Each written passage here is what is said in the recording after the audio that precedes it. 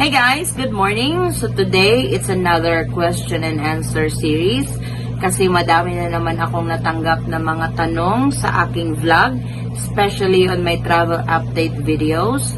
Just please take note that these questions were already answered. Na-replyan ko na po ang mga tanong na ito, but I wanted to compile a video and answer it again for your reference, para kung may related questions kayo regarding traveling to the Philippines during the time of the pandemic, may reference kayo sa video ito. So let's start!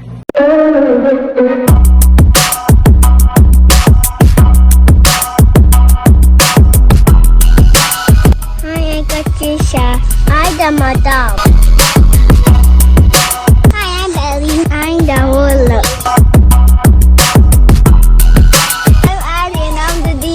I'm Mommy Addie, and I'm the boss. And I'm Papa Forrest. I'm the real boss. We are the Idol Squad!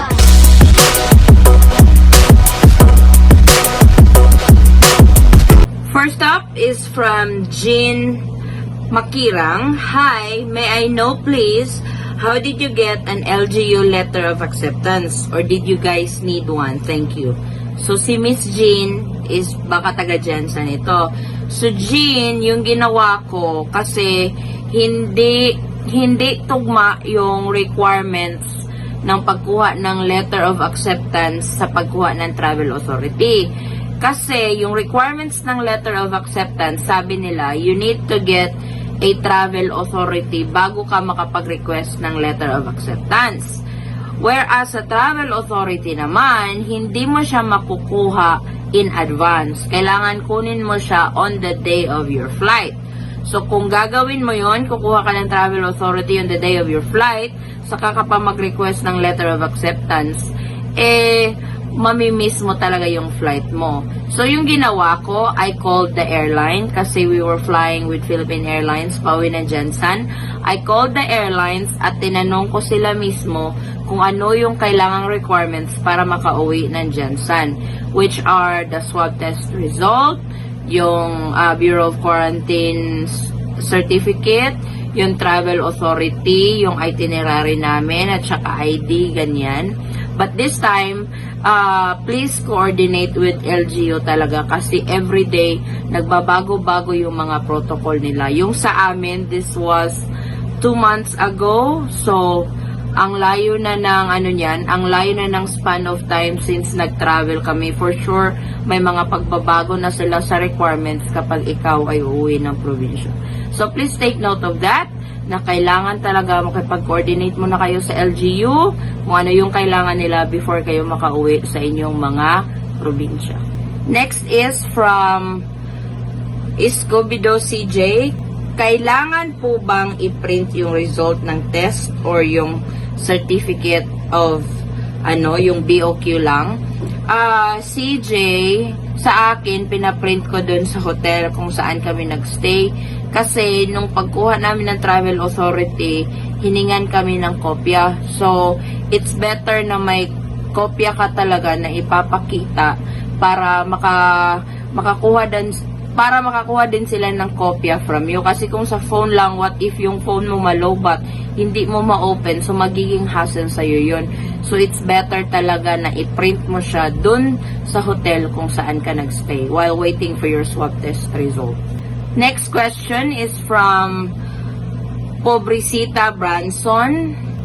My question, I went home in the Philippines last January and came back to US in February. My visa is good for 1 year. Can I still use my visa again? Or do I need to get another visa? Thank you po. My daughter is 1 year old and born in the US, but I'm Filipino. Is my visa good for 1 year also? Do I also need another visa? Pobrecita, your visa is still good kasi sabi mo nga, 1 year yung binigay sa iyo. So, you're still good to go sa Philippines. It should still be valid for 1 year yung visa mo. But when it comes to your daughter, na she's a US citizen, kailangan mo po siyang kunan ng 9A visa kasi required na po yun ng Philippine government kapag ikaw ay nag-travel sa Pilipinas sa panahon ng pandemya. Ang susunod naman nating question is from Luella Shason. Pwede na po bang magbakasyon yung boyfriend ko from Netherlands ngayong September? Kahit 3 weeks lang siya dito magstay. Thank you po. Luella, yung tourist visa for foreign nationals is suspended pa po yun. Yung tourist visa or your temporary visitor's visa, ang pwede lang mag-avail nun is yung mga spouse of a Filipino national, yung mga minor children of a Filipino national, at yung parents ng Filipino national. So, yung boyfriend mo, hindi pa po pwedeng makabiyahe sa Pilipinas kasi suspended pa rin until ngayon yung tourist visa until further notice. So, kung na-lift na yung visa requirements ng Philippine government sa ibang foreign nationals, pwede na siyang bumiyahe. But as of now, yung mga na-mention kong category lang po ang ginagrant ng temporary visitor's visa. Next natin is from Fun in a Pan. Hello. Do you know if having recognition as Filipino citizen is allowed? I was given this option because I am too late to apply for dual citizenship. I do not have a Philippine passport, just US passport. But I have the document or ID issued by the Philippine government. I show this every time I enter the Philippines before pandemic. Thank you. I don't think yung recognition as a Filipino citizen, yung ID issued by the Philippine government is enough to show the Bureau of Immigration to travel to the Philippines. Kasi strict talaga sila ngayon So if you are a former Filipino, you really need to apply for dual citizenship to enter the Philippines again.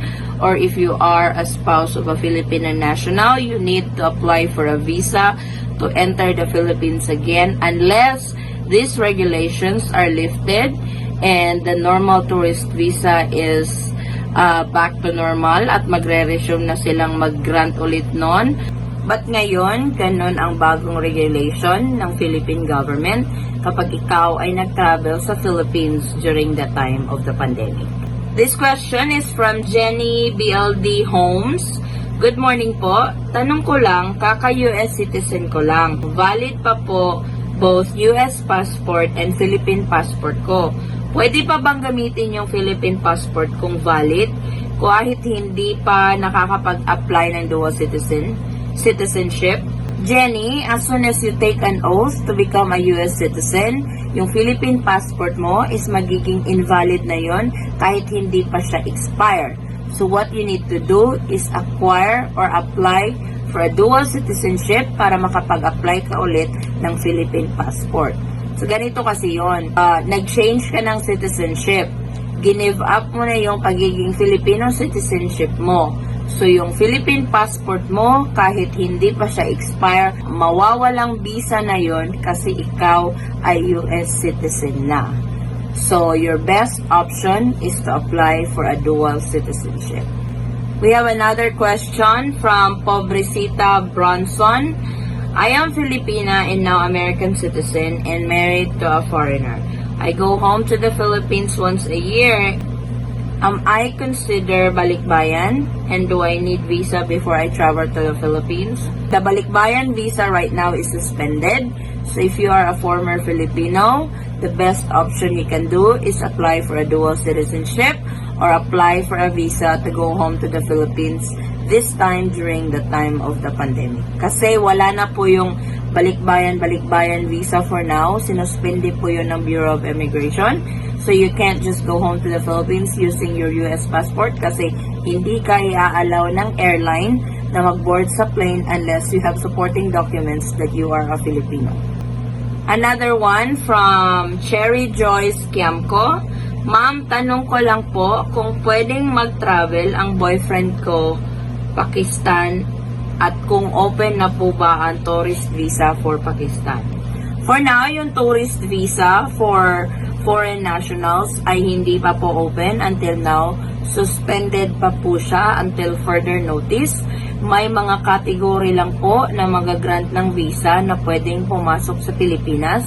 Ito po yung mga kasal sa Filipino national, yung mga minor children na Filipino national, at yung mga parents ng Filipino national at saka yung mga former Filipinos.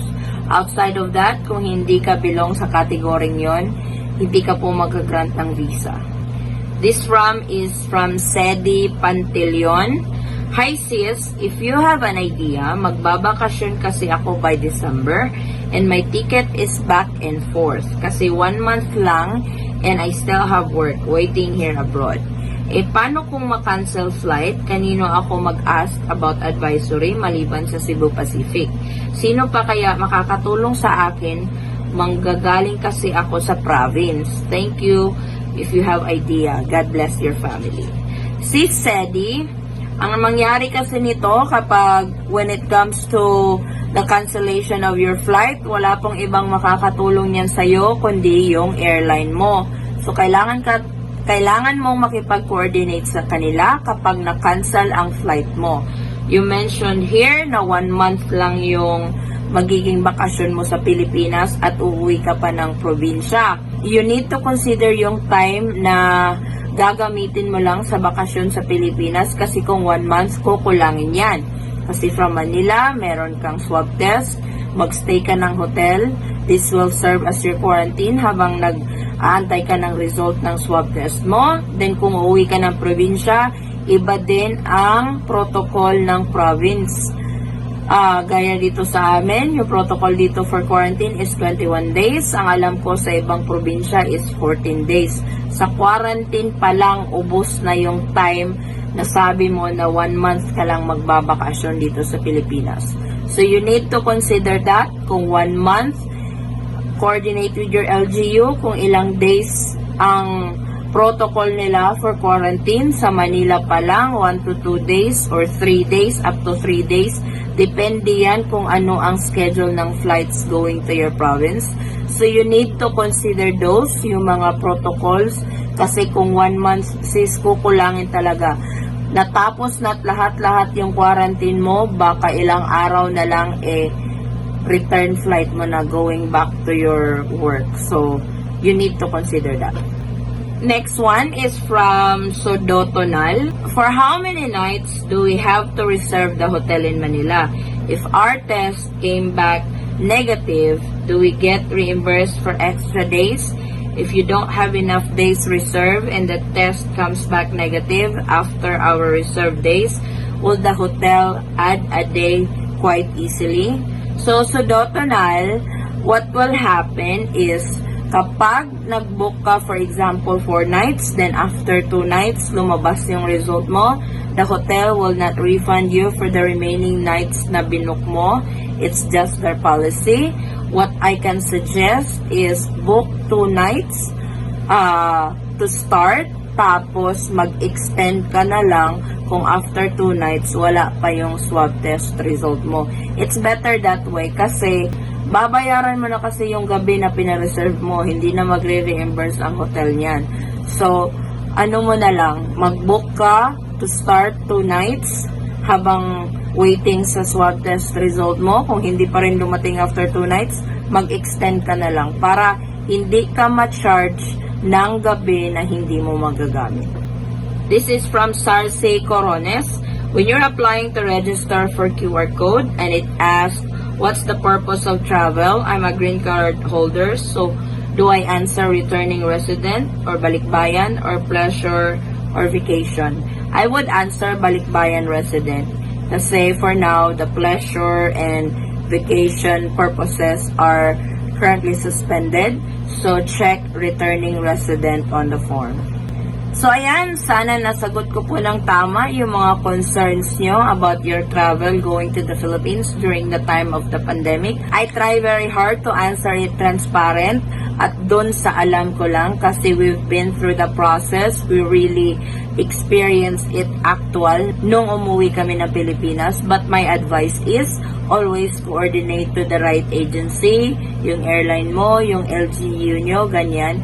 These questions that I receive and the answers that I respond is based on my experience only. So, mas maigi talaga yung tamang agency yung pagtatanungan nyo kasi hindi po tayo pare-pareho ng mga protocol. May iba't ibang protocol po ang mga probinsya. So it's really important na makipag-coordinate kayo sa kanila para mas okay talaga yung flow ng pag-uwi nyo at tama yung mga documents na ma-present nyo sa inyong mga probinsya. So thank you so much guys for watching. Abangan pa ang ibang parts ng ating Q&A para doon sa mga nag-comment sa isa sa mga travel videos ko. I will answer each and every one of you as much as I can at sana makatulong ang video ito as your reference kapag ikaw ay uuwi ng Pilipinas sa panahon ng pandemya. Mag-ingat po tayong lahat at maraming salamat sa inyong panonood. God bless! Mwah!